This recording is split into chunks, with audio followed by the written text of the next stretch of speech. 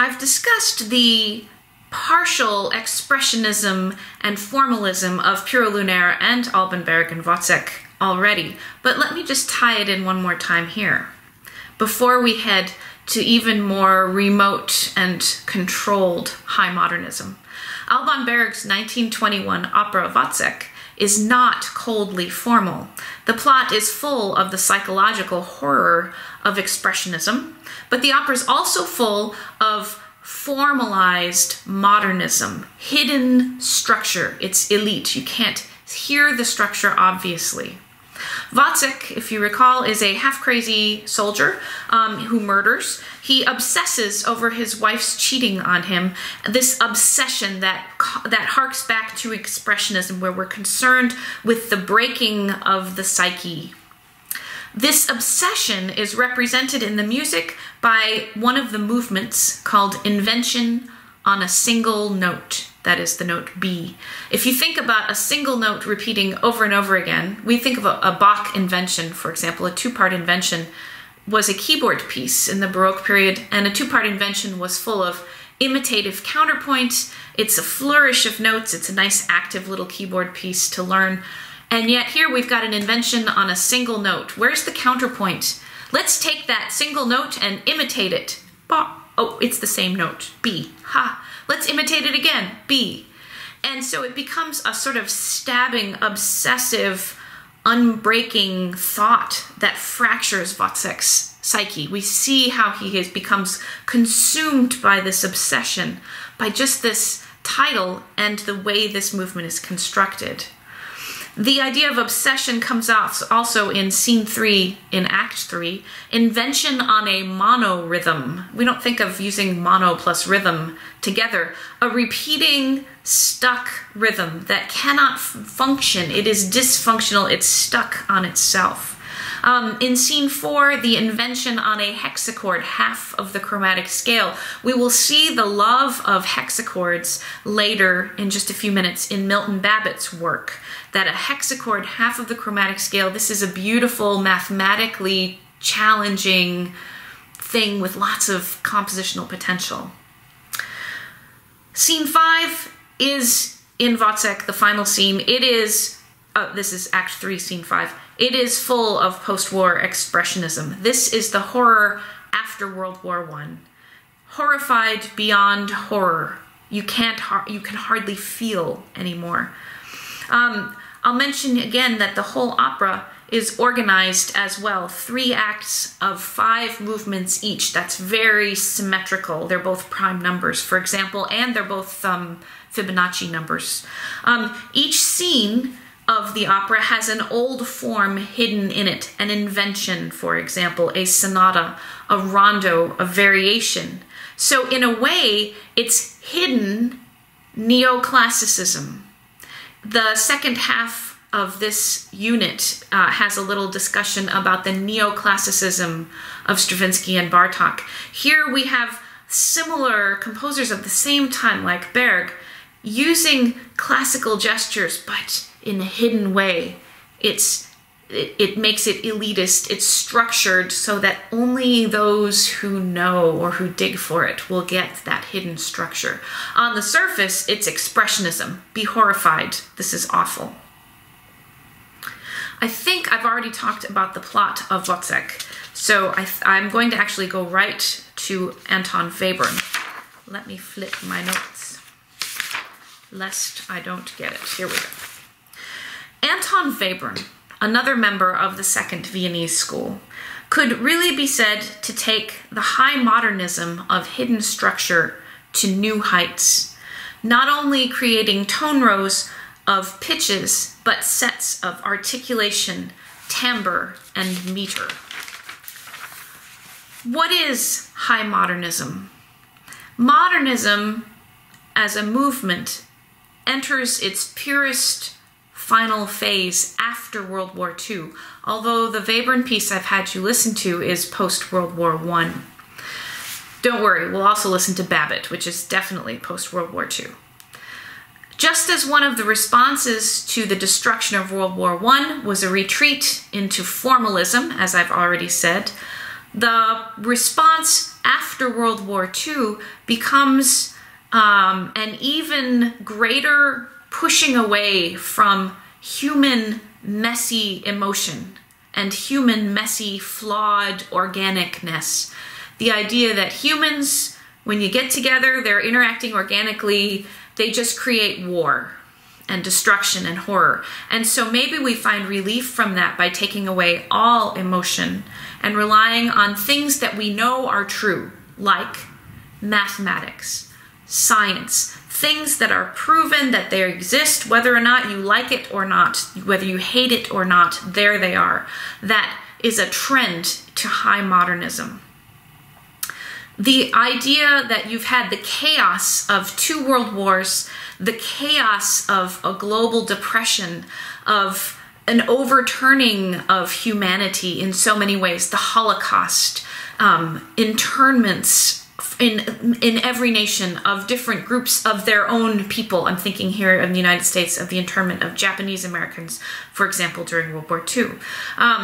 These horrible things that human beings do to each other that are chaotic. They're essentially chaotic. And so modernists, high modernists, push away from that, seeking rationalization and seeking structure. We actually see this in art movements as well as in music. For example, the architect Le Corbusier comes up with a proportions of the human body. His proportions don't look anything like my proportions, for example. But he decides that we should create houses and furniture based on these pure proportions of the human body. And so he has an architectural style of building where things are very narrow at the top where your head is, and then things get a little bit wider, and then tall legs and things. Like I say, I don't feel like I would fit in a Le Corbusier designed house, but the idea is to take out all the little waywardness of messy actual human beings. Webern becomes known as the father of modern music because he is so good at finding ways to structure music that he even grew up on as romantic music. How can I restructure this and take out all this dangerous randomness and potential conflict? High modernism doesn't say you can't be expressive. It doesn't say no emotion. It just says, well, for Webern, it says you can be expressive if you get there in a very rational, scientific way. After World War II, science is seen as the answer. After all, science is what ended the war. We figured out how to split the atom, dropped a couple bombs, and the war is over. Science is going to be the answer to everything. Nuclear power is seen as the way to provide clean, safe energy for the entire globe. We're going to talk more about that thread and where it goes in postmodernism. And you can tell, because I was raised in the 1960s, or 1970s, when was I born? 1970s, that I have a little bit of a view about that particular angle of nuclear power. However, science after the war, World War II, is perceived as the answer. It's no wonder that pure electronic sounds begin to speak for themselves in compositions and works like Stockhausen, Gesang der Jüngling, which you have to listen to, or other composers like Xenakis, which a few of you are working on for your paper topic. High modernism is hard to hear. It sounds to tonally trained ears like a chaotic landscape. There are no key markers to orient us. And to untrained people who are not tonally trained musicians, this music is actually meant to be closed off. It's meant to push them away. If you don't know how to do this music is not for you. Go back to your tonal music. And there is a sort of snobbish value judgment here. This is a scientific elitist society of musicians. Milton Babbitt in America not only composes in this style, but writes an article called "Who Cares If You Listen?" Actually, look in your course organizer and you will see a copy of this article, which you should skim. The artist is meant to be separate from normal people, The artist is now not giving a biography of the artist's soul journey, but the artist is actually pulling away. It's at this time, in the 1940s and 50s, that there begins to be a real distinction between teachers of music theory and performers of music. There arises in especially American academic circles, but not just American academic circles, there arises this separation of theory teachers versus applied instrument and vocal teachers that were somehow against each other. The theory teachers are anti-emotion and anti-performing, and they're just about analysis, and they just as soon fail everybody out and have only the people who really get it be in the School of Music. And the applied professors say, well, that stuff is too hard, it's too complicated, we just want to feel, we want to revisit the 19th century, and you're throwing all that out, you're writing atonal pieces. There's this animosity that arises, and it's only been in the last 15 to 20 years, I think, that we've really seen that breach being healed. And musicians, both theorists and performers, saying, you know what, actually we're both talking about the beauty of how music is structured and performed, and it's one. And I think we could say that is definitely true today. So we have not just liberating the dissonance, not just freeing all the notes of the chromatic scale, but now we're putting them into strict order, even if it does sound chaotic. This leads us back again to Webern and then to Milton Babbitt. Anton Webern, student of Schoenberg, is called the father of modernism. More than Schoenberg or Berg, composers after World War II saw Webern's incredibly structured works as the true beginning of modernism.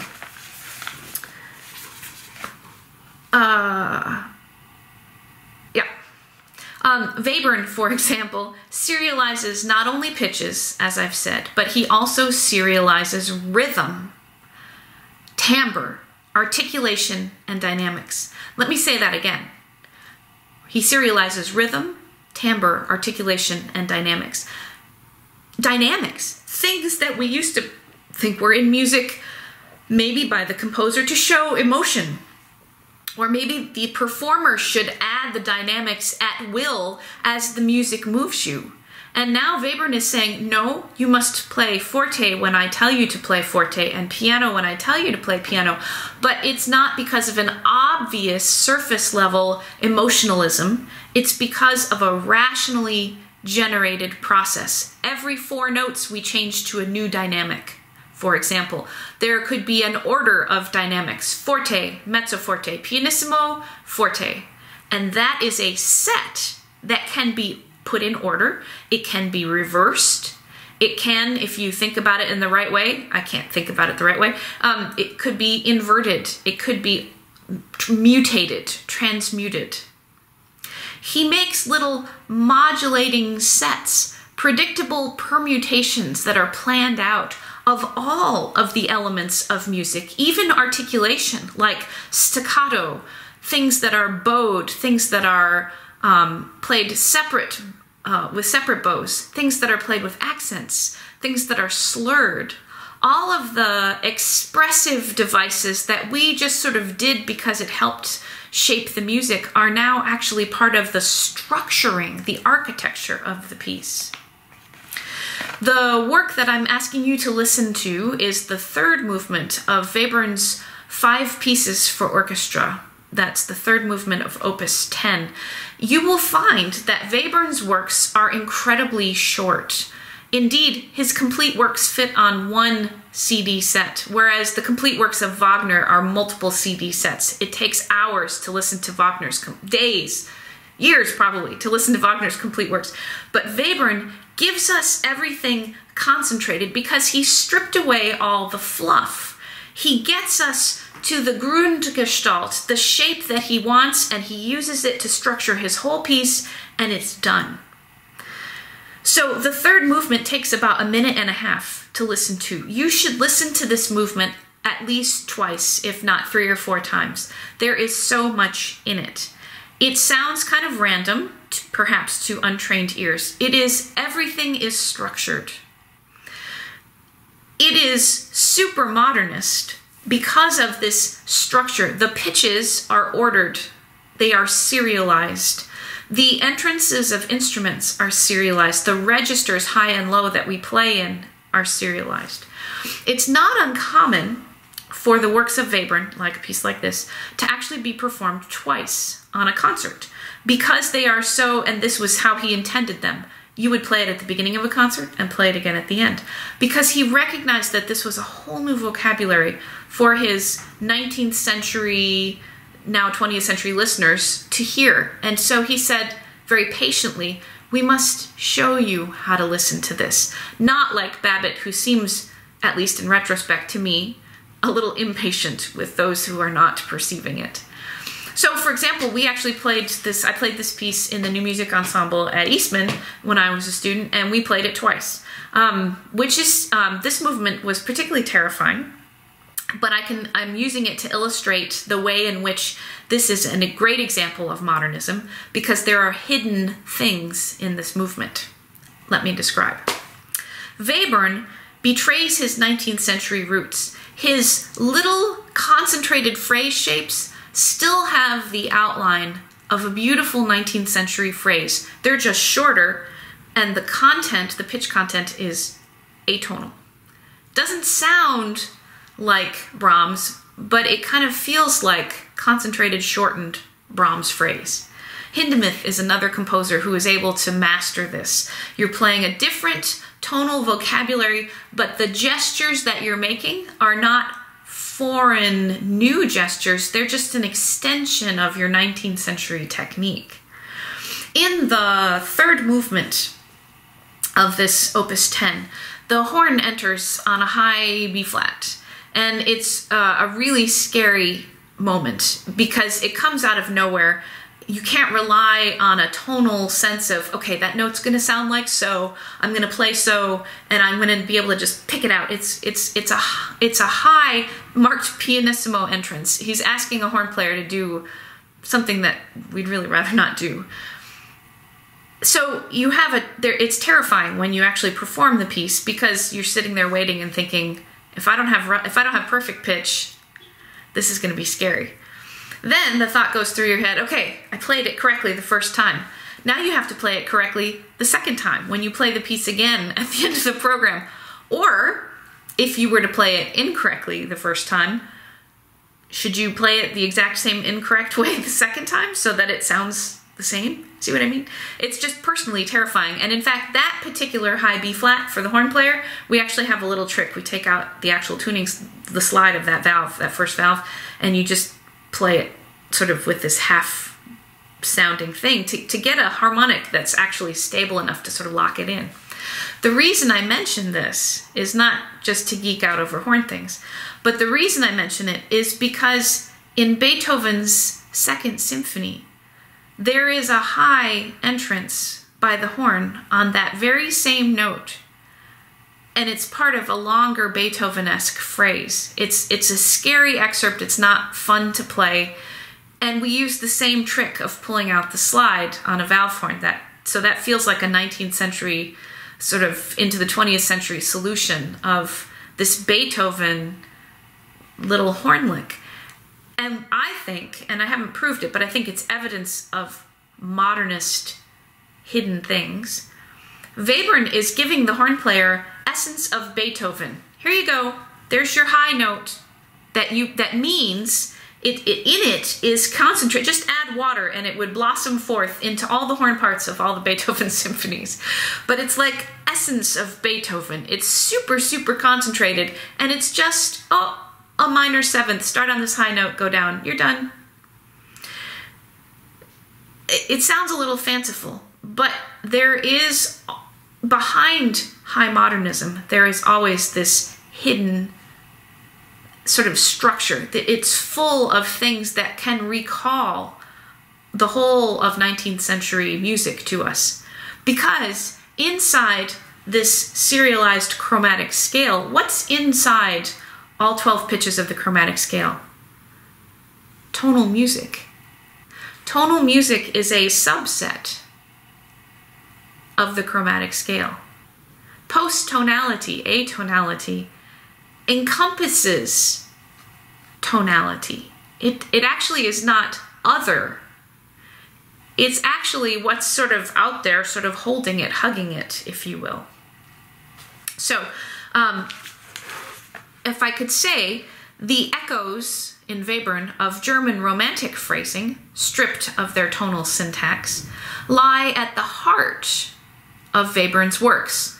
Now, in the mind of Webern's works is this strict, rational, formalized structure. So Webern creates a concentrated essential oil of each work. While Wagner takes days, back in the 19th century, Wagner took days to express all of this emotional content. Webern takes us right there in his modernist structured worldview in a really, really short span. Some style characteristics of Webern. Musical statements are extremely short and concentrated. Musical statements are extremely short and concentrated.